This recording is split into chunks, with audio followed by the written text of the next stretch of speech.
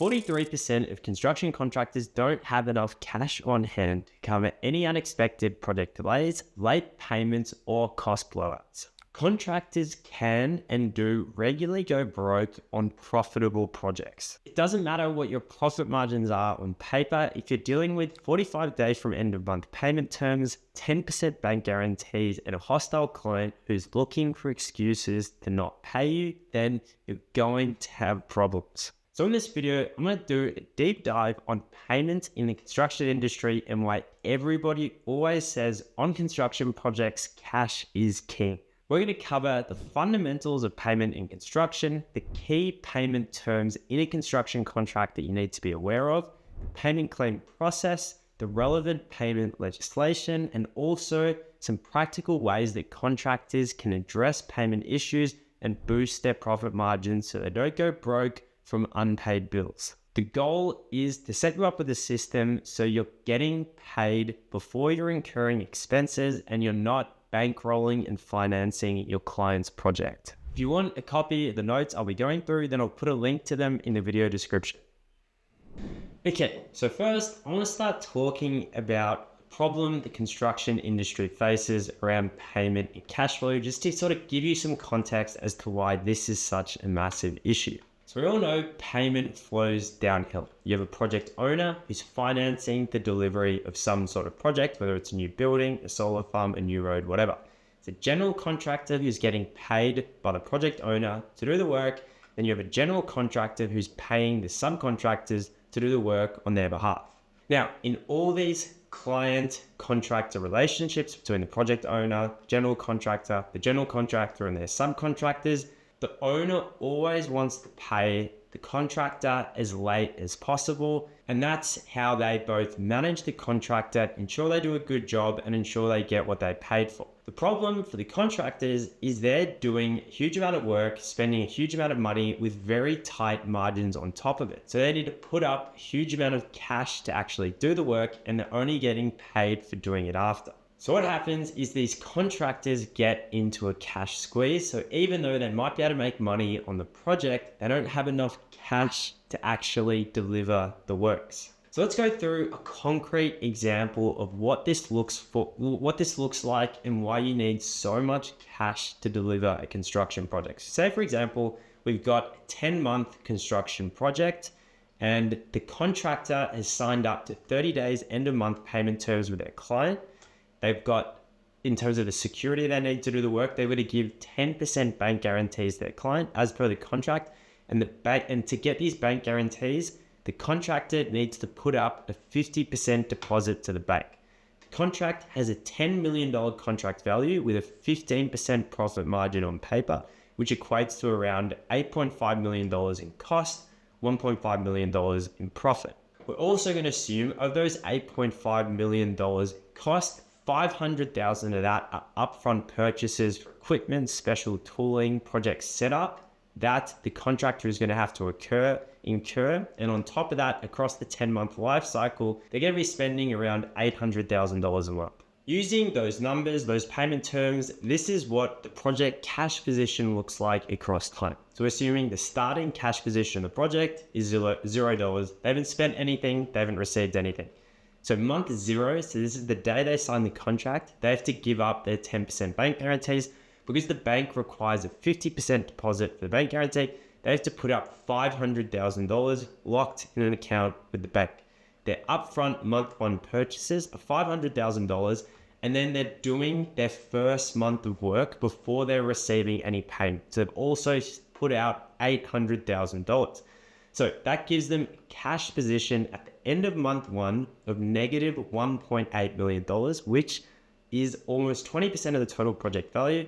At the end of month 1, they can make their first payment claim, which is 10% of the contract value. Remember, that's them making the payment claim, not them receiving the cash in their bank account. So month 2, they then have to do another $800,000 of work. They're going to do the month 2 work, remember, because they've got 30 days end of month payment terms, which are reasonable payment terms in the construction industry, very standard. They're going to do another $800,000 worth of work before they receive a single cent in their bank account. So just before payment claim 1's received, they're actually going to be down $2.6 million. They're then going to receive that $1 million they claimed for in month one, assuming there's no disputes, the client ticks and approves the full payment claim. And then at the end of month one, they're going to be down $1.6 million. They're going to make their second claim for $1 million. Then at the end of month three, they're going to spend another $800,000. They're going to receive that $1 million from payment claim one, and they're also going to make their payment claim three another 10% of the work, which is $1 million. You can see from this that at the end of month zero, they're down $1.8 million. By the end of month one, just before they receive payment claim one, they're actually going to be down $2.6 million. And this is assuming no disputes around the payment claim, the value of the payment claim. There's no delays to payment. For this entire project, they're going to be hugely in the red in terms of their cash position. And this is assuming that the works are delivered 100% profitably, that they're not going over budget, that they're not having any sort of delays to payment or the works.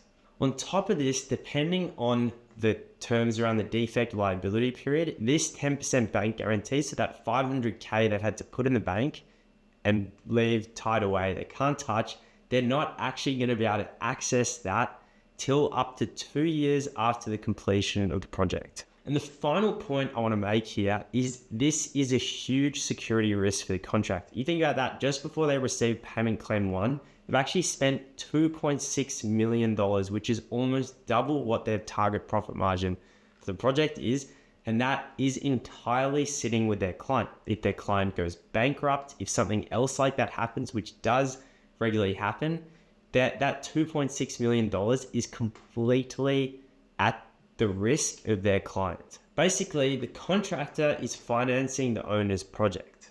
So what can the contractor do to address this horrible position that they find themselves in? Well, number one is they can opt for retention instead of a bank guarantee, depending on the size of the contractor. Now, this bank guarantee I had in there, I assumed a 50% deposit, but if you're a bigger contractor who's got a good relationship with a bank, you might not have to put down as big a deposit, in which case the bank guarantee might actually be better for your cash position retention. You can optimize your payment schedule, so to maximize the value of this payment claim 1 and 2, that's strategically pricing the project and allocating funds appropriately. You could also adopt for 14-day versus 30-day payment terms. Again, depends on your client and what they're willing to accept. But if we successfully do that, what do these numbers start to look like? You still have the upfront purchases of $500,000. You still have your month one expenses of $800,000, but your payment claim one is now $1.5 million instead of $1 million. And since you're going for retention rather than a bank guarantee, you don't have this initial $500K you've got to lock up for the bank guarantee. This gives you a cash position of only negative $1.3 million. Still terrible, but not as bad. So even though they made a $1.5 million claim in month zero, at the end of month one, they're only going to get paid $1.35 million because they've got 10% retention on that payment claim. And then they're going to make payment claim 2, which is $1 million. So their cash position now is negative $800,000. Then in month 3, they're doing $800,000 worth of work. They're receiving payment claim 2, which is 10% less than $1 million. And then they're also going to make payment claim 3. So their cash position is down to negative $700,000 versus $1.4 million. Again, still not great, but better than it was before. Okay, so what is the goal of this entire process of managing payment and cash flow effectively? Well, the goal is to negotiate better payment terms, manage the contract, and ultimately to get cash before we incur expenses. Ideally, we always want the project cash position to be positive. It's not always going to be possible. There are standards, there are set processes and what contract terms contractors are willing to accept, but the goal is we want all of these numbers to be in the green. Okay, so now I'd like to briefly explain core definitions so we're all on the same page as to what I'm talking about. Payment is the process through which owner compensates the contractor for the work that's being completed. Any construction contract, there's two parties. There's the owner or principal, the one paying for something to get done. That might be the project owner who's financing the development of a new road, paying general contractor. That might be the general contractor paying their subcontractors. The contract they sign between each other is the document that defines the payment terms, defines when the contractor will receive payment from the principal for the work that's been completed and the terms and conditions that surround this process. This means when you get paid, how much, and what to do if there's a dispute. Legislation is then what backs this up. Because payment and insolvency is such a massive issue in the construction sector, that there is strict legislation about how and when principals and clients have to pay contractors. Then within the contract and the process around payment on construction projects, you have the payment claim, which is the formal application to receive payment that the contractor makes to the client. And then you have payment terms. So these are specific terms and conditions that in the contract that define when and how you're paid. Okay, next up, we're going to dive a bit deeper into payment terms. Any construction contract is going to have a whole lot of clauses that talk about payment, when, how much, and what to do if there's disputes. These are going to be clauses like this. For example, this construction contract, clause 37.1, progress claims. Contractors shall claim progressively in accordance with item 28. An early progress claim shall be deemed to have been made on the date of making claim. That's a standard term you'll see in a contract. The key terms you need to understand, number one is the contract value. The contract value is the total price for the work as defined in the contract. It's based on the value of the work, depends on the payment mechanism, and it includes provisional sums, which I'll talk about in a second within it. The contract value can be adjusted through a variation. So contract value is the value of the work as defined in the contract. If the scope of the work, the schedule, the quality standards, there's changes to the work that's being requested, then the value of the contract will change. That's referred to as a variation.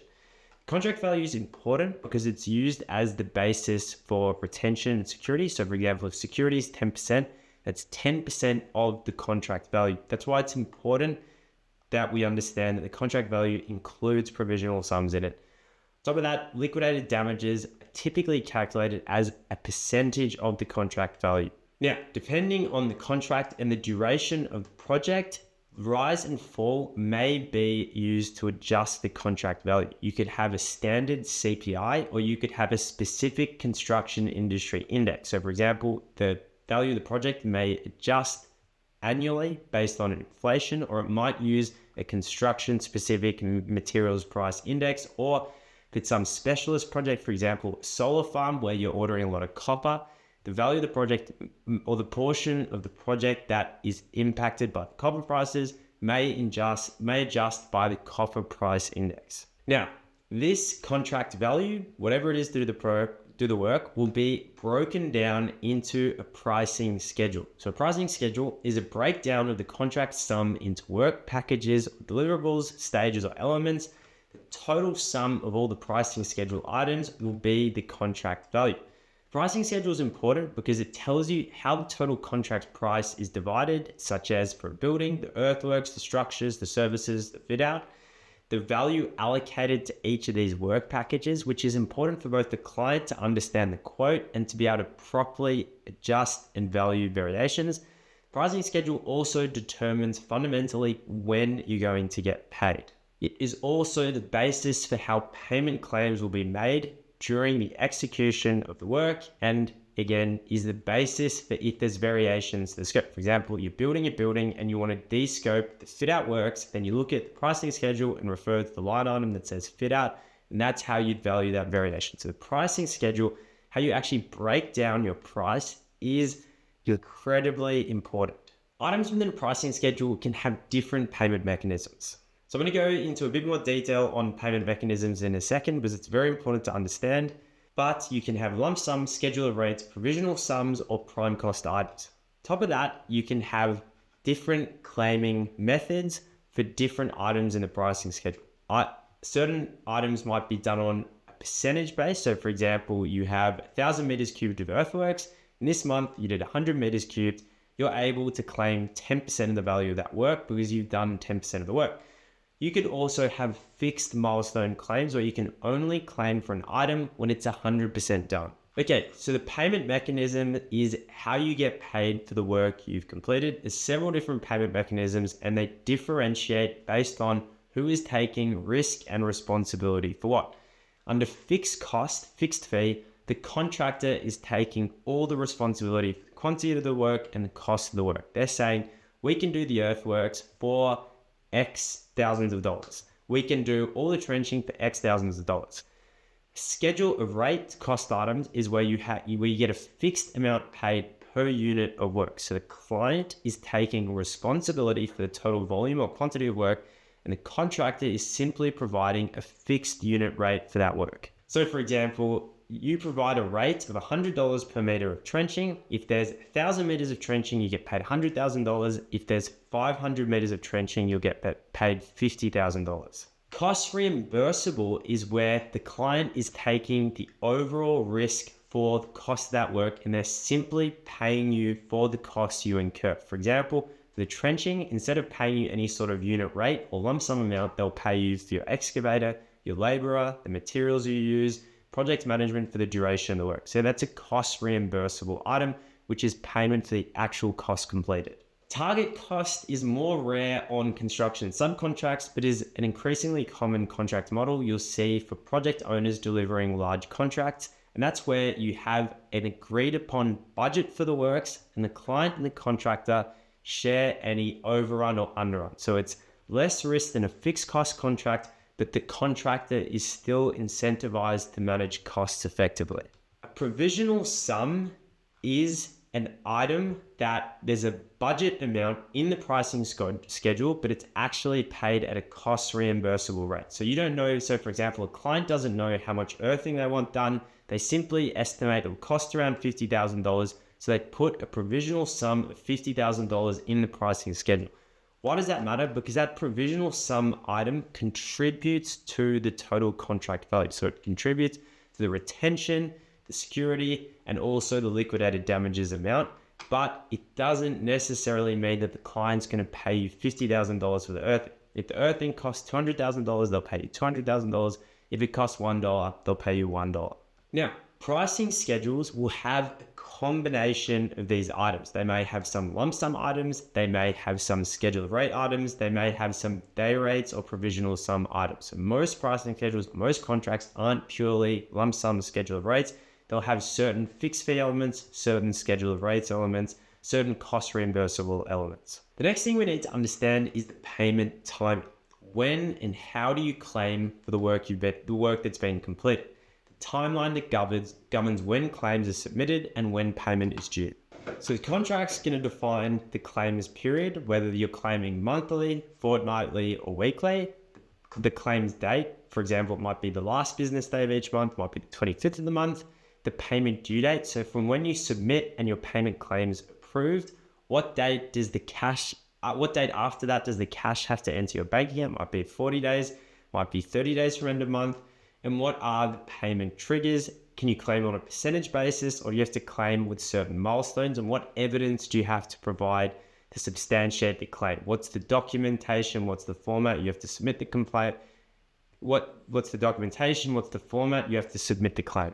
For example, I've worked on some projects where you have to provide photos of every single item you install. Other projects, it might not be as prescriptive. The contract's also going to define the certification process. So what is the formal assessment process for who and when the claims are assessed? So for once you submit the claim, how much time does the client have to review it? How much time do they have to respond? What happens if there's an issue or discrepancy between what the client assesses versus what you've claimed? How they issue the certificate, how long they have to respond, what the dispute process is, and so on. All that payment claim process, which I'm going to talk about, standard process, in a second, is defined in the contract. Another important term and condition to be aware of is payment for unfixed plant and materials. Say, for example, you're a security contractor installing CCTV cameras and you have a $2 million contract. Of that contract, you're buying $1.5 million worth of security cameras. I know that sounds like a lot, but I have seen a contract like that. So the contract at the start of the project wanted to purchase all the cameras, and they want to bill you for having purchased the cameras. They don't want to bill you for after they've installed, because again, they're going to be spending $1 million or whatever on security cameras. They want to get some cash in their bank so they're not cash negative. That is where payment for unfixed plant and materials comes in. So Payment for unfixed plant and materials is provision allowing contractors to claim payment for materials and equipment delivered to site but not yet installed. Typically requires some sort of ownership transfer, and it also defines who's responsible for damages in storage. If the contractor or the subcontractor goes broke, who gets it, and how to avoid double payment for the principal. Within the contract, you may also have some sort of advance or mobilization payment, so upfront payments before the work start, typically after security has been provided. But yeah, so I've mentioned this tons and tons of time, spoke about it in the example, but security is a critical issue when you're talking about payment and cash flow. So security is financial protection for the owner in case you fail to perform or complete the works as the contractor. Typically, at the start of the project, the contract will have some percentage security you have to provide to the client. And basically, what that means is if you fail to perform your work, you go bankrupt, you go broke, the client can cash in on that security and use that to complete your works. There's two main formats that security occurs in. You can have retention, also referred to as retainage or holdback, where the owner withholds a percentage of each payment claim you make. They might withhold 5 or 10%. You can also have bank guarantee. So a bank guarantee is guarantee from a bank or an insurer that if you fail to perform, the owner can call on this bank guarantee, take it to the bank, and withdraw money up to the value of the percentage, up to the value of the bank guarantee. You can have an unconditional bank guarantee, which means the owner can call on it without any sort of approval or checks, or you can have a conditional one where for the owner to make a claim, it has to be investigated and approved. In practice, a third type of security exists, which is the works you've completed and not yet been paid for. So we go back to that cash flow example we had of the project. The contract is potentially done 2 months worth of work by the end of month 2 if they're under 30-day payment claims, where they have not yet received cash from their client to do that. That is another form of security where in some situations you have a dispute, you can actually have the owner withholding certain payments depending on what the contract allows them to do. So really there's a third type of security, which is work you've completed and you've not yet been paid for. The contract is going to define type of security, whether it's retention or a bank guarantee, the value of the security as a percentage of the contract sum, the conditions for release, and what happens if the owner calls it. Typically what you'd see in a contract is 5 to 10% of the contract value is security.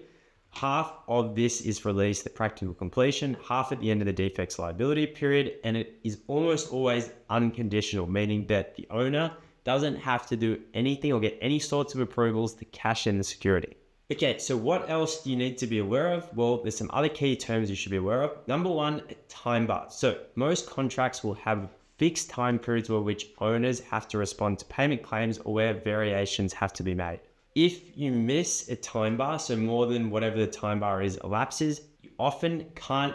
So say, for example, you have from when you become aware of a variation to when you make a variation, you have a 5 or 10 day time bar. After that 5 or 10 days expires, you lose your entitlement to make a variation for that situation. Another example more relevant to payment is if most contracts will say that the project owner has 5 to 10 days to review a payment claim. If they don't approve the payment claim within that 5 to 10 day period, it becomes automatically approved. The next thing you should be aware of is in the contract is set off and back charges. So this is the owner's right to deduct money from your payment for damages, defects, or liquidated damages. If there's set off and back charge, your unpaid invoices become this third type of security because the owner can set off charges against your unpaid invoices. So whether the owner can deduct the defective work, liquidated damages, or rectification costs, they typically have to give some notice before deducting, and most contracts and payment legislation will have restrictions on how they can do this.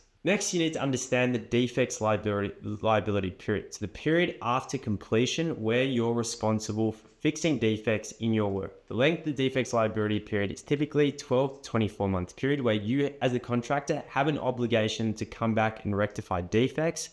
It is impacted by final payment claims and when your retention's released. So if you have a 24-month defects liability period, it means your final retention security held by your client isn't going to be released for 24 months after you've completed the work, which in terms of cash flow, if you've got 10%, think about this, if you've got 10% retention or 10% bank guarantees, and you've got a 10% profit margin on the project, that means you're not actually getting your profit margin for the project for 24 months until 24 months after the project's completed. So typical contract terms around the defects liability period will be 12 months from practical completion, although quite regularly see 24 months. The contractor must rectify within a reasonable time of notification. If they don't do this, you can have the project owner can use your security to go and rectify the defect themselves, to pay someone else to come and do it. Half of your rectification is released at practical completion. So half of your retention or security is released at practical completion, with the other half released at the end of the defects liability period. And if there are major defects where you're having to fix something, perform any sort of major repairs, is your defect liability period resets based on that rectification work. Variations are adjustments to the contract value. We've already discussed that the value of your contract is dependent on the scope that you price to do. You change the scope, you change the price. The contract may also specify whether you have progress claims or milestone claims. So progress claim means you can claim a percentage of the work as it's completed. A milestone claim is where payment is triggered by achieving specific milestones. So for instance, a line item in the pricing schedule, you might be able to claim 10% of that 1 month, 10% the next month, 10% after that, or you might only be able to claim the full lump sum amount at the end of the project. So that depends whether it's a milestone or a progress claim. Some contracts include this interest on late payment. So this is a punitive measure, so some way to punish the owner for being late in paying the contractor, and you get high interest rates applied to any unpaid invoices. Okay, next up, let's talk about the payment claim process, because this is the regular monthly task you're gonna have to do to manage the head contract and get paid for the work you're doing. So what happens during the execution of your contract, you'll complete monthly payment claim. So a payment claim is submitted from the subcontractor or contractor to their client as a way of demonstrating how much work they've completed and what they believe they should get paid for the work. So first step in the process is that a contractor submits a payment claim with their supporting documentation. Now, depending on the contract, they'll specify what day of the month this will be. Typically the 25th day, it's very standard. Next, the principal or the client will then assess this claim to determine the amount due to the contractor. They'll look at things like the amount of work completed, whether they've breached the contract, for example, any latent conditions, delays, variations, or issues like that. If there's set off allowed in the contract, they'll review it and then they'll go back and forward. So typically, for example, a contractor might claim to say that they've done 193 meters of trench type A.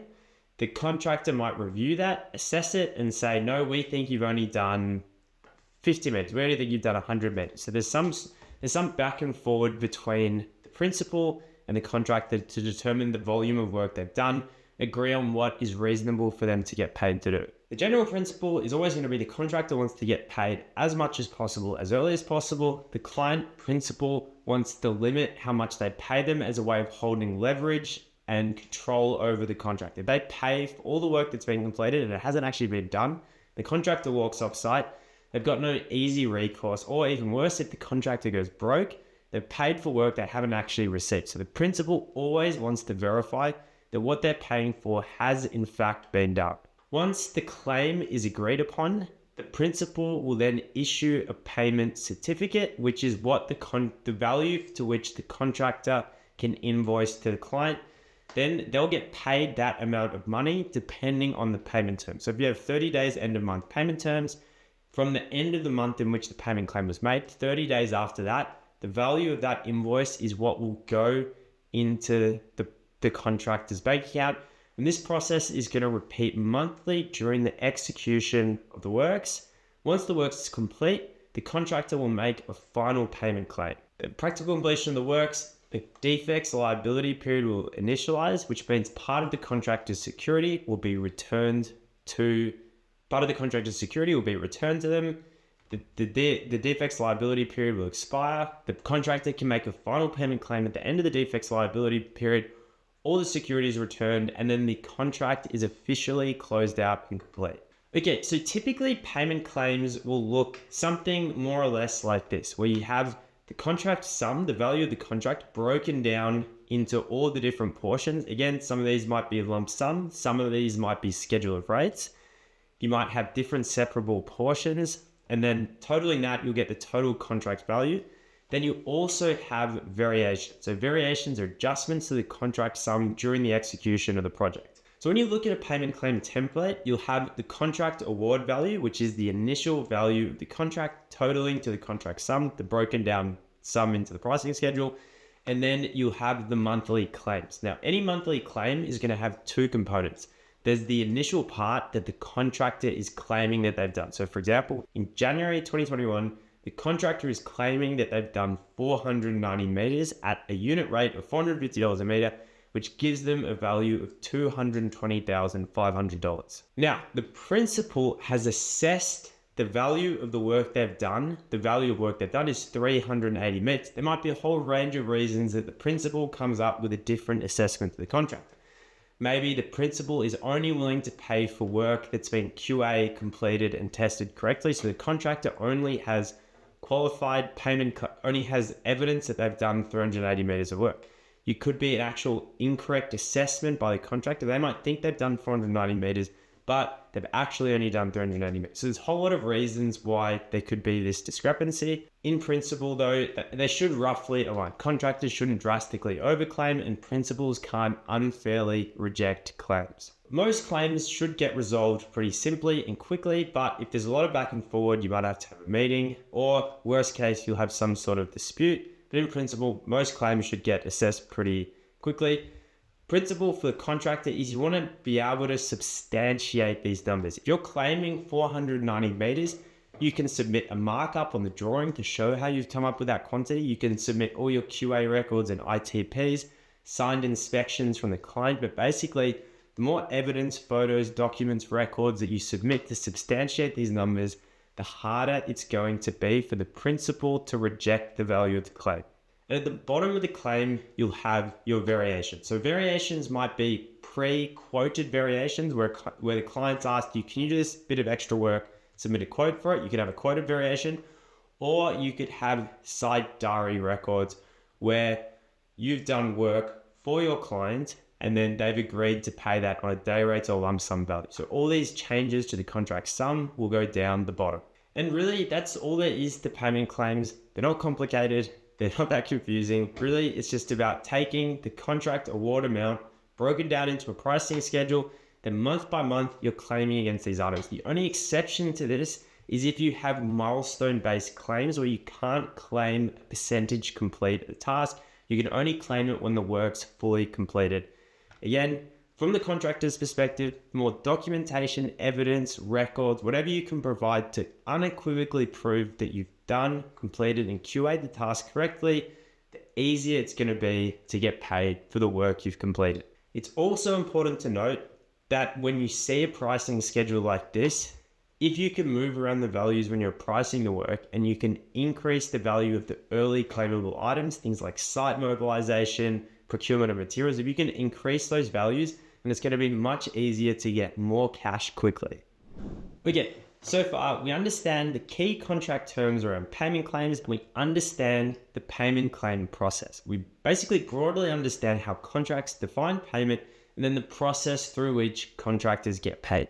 Now I want to talk about an incredibly important topic surrounding payment, and I'm not going to drive into specific legislation, specific countries, but security of payment legislation is incredibly important to understand for contractors, as payment and insolvency is such a massive issue in the construction sector that most countries have security of payment legislation. And depending on the country you're in, being able to understand and apply this to understand what are your actual obligations, what are your actual entitlements, is going to make your life easy, because there's some stuff you can write into a contract, but if the legislation says something different, the legislation is what matters. Okay, so security of payment legislation gives contractors and subcontractors statutory rights to make payment claims, receive timely payment decisions, so your clients can't take weeks disputing payments or deciding whether to pay you, access rapid adjudication for payment disputes. So this is important because if you get into some payment dispute with your client, they owe you a huge amount of money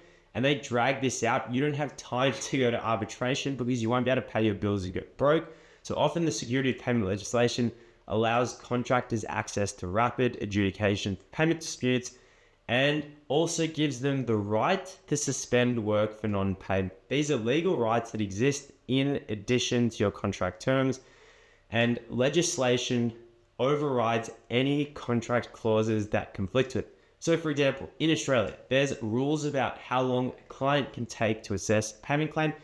They can't write in the contract that they can take 6 months to assess a payment claim, because even if the contract says that and the legislation says something different, the legislation is what matters. Okay, so why does this legislation exist? Well, basically because construction payment was broken. There was such a high number of insolvencies in the construction sector that contractors were doing work and waiting 90+ days for payment.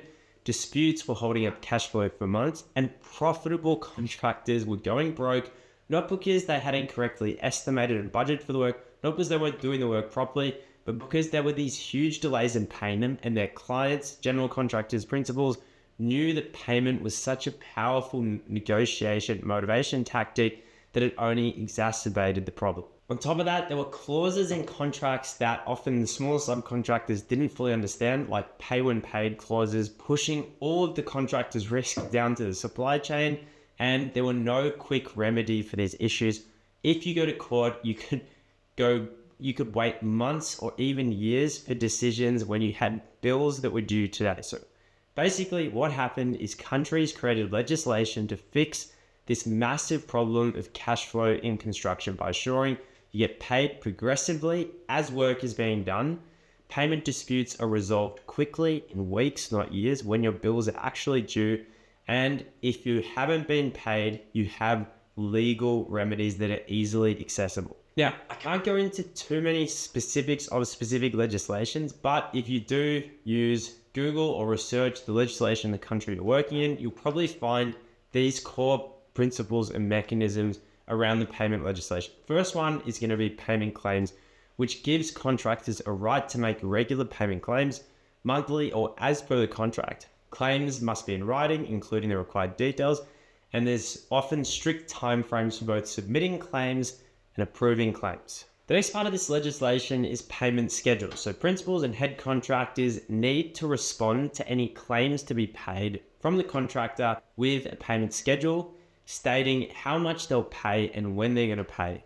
This must be provided within some sort of strict time frame, maximum 10 to 20 business days.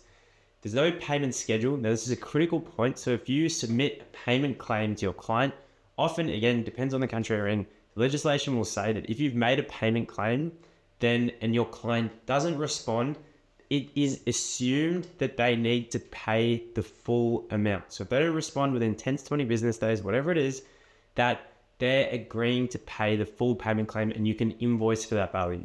The next mechanism of this legislation is rapid adjudication. As I discussed, if you get into a dispute with your client, you go to arbitration or court, it can take months to years to resolve these. Not possible if you've got bills to pay today. So there's a dispute over payment. Often the legislation has ability for it to get rapidly adjudicated by an independent adjudicator making an expert determination. Some countries you can get very fast processes like 10 to 20 business days, and the determination is binding and must be paid even if you disagree. What happens then, if you disagree with it, you still have to pay, or your client will still have to pay if it's agreed that you're owed the money, but you can still go to court and arbitration later on, but it solves the cash flow problem. And then the final part of this is often contractors have the right to suspend work.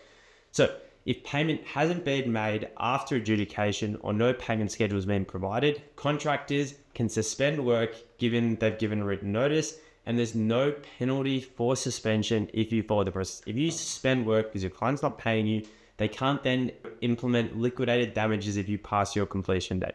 You're allowed to stop doing work.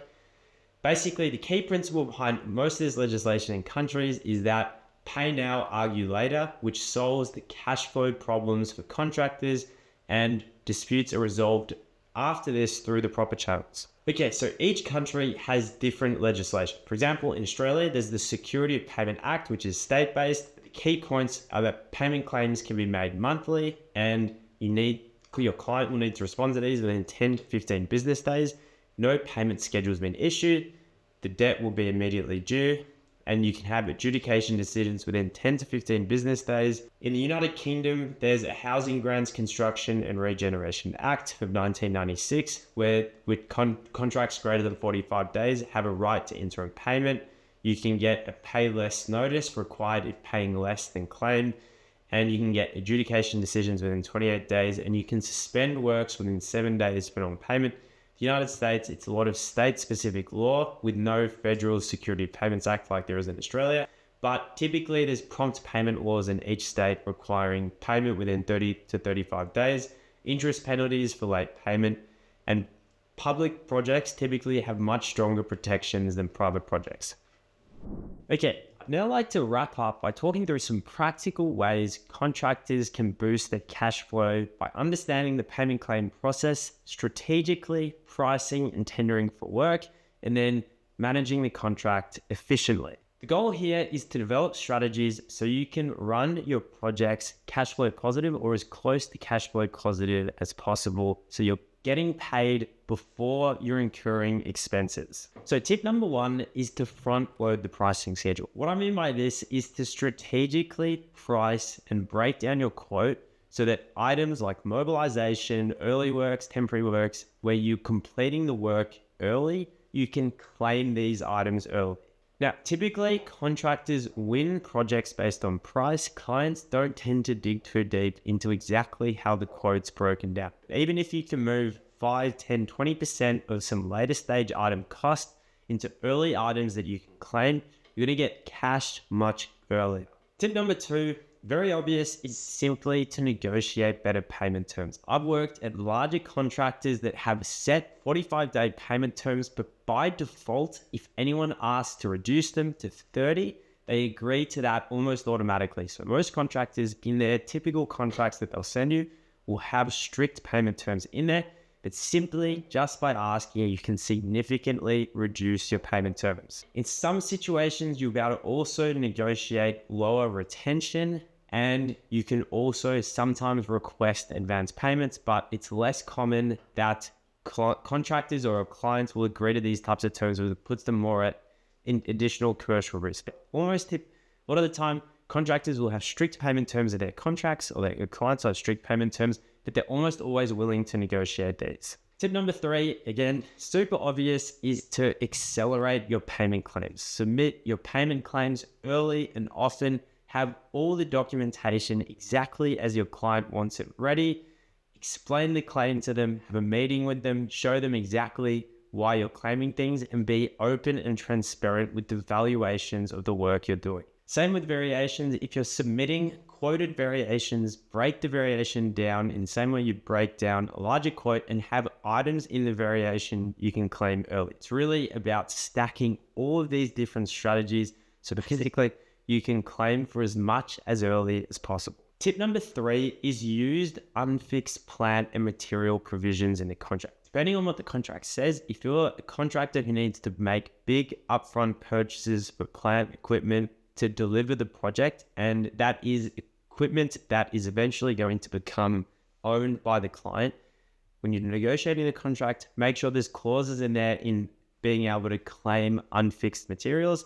And then during the execution of the project, claim when things are delivered to site. Now, doing this is always a little bit of a headache. So typically I would only do this for more expensive, long lead time items where there's a big difference in time between when you're ordering the materials and when you're installing. In some circumstances, you may actually incur additional costs to make the payment claim. So for example, if you have to set up security or secure storage for those materials. So just weigh up the costs and the benefits of doing so. Tip number four is to manage variations proactively. You should already be doing this to ensure the profitability of your project, but doing work and not getting paid for it is one of the biggest drivers of poor cash flow. If you're doing a whole lot of unclaimed variation work, your client's not approving it, it's you incurring costs and not getting corresponding revenue associated with that. So Manage variations proactively. If your client is requesting you to do additional work, put it in writing, get a quote, or get their direction to do it under Dayworks. And keep incredibly detailed notes and records to support your claims. Tip number 5 is try to set up any subcontracts you have with back-to-back payment terms. Now, I'm not saying to do a pay when paid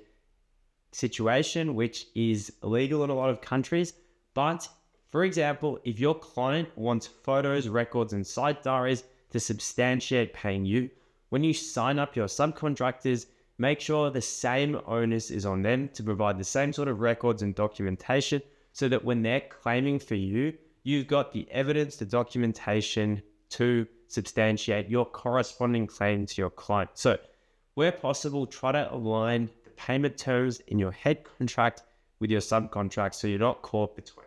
Tip number 6 is to opt for progress claims over milestone claims. So if there's milestone claims in your contract, that means you can only claim for a portion of the work that's been fully completed, documentation, everything. If you opt for progress claims, you can claim percentages of activities as they're being completed.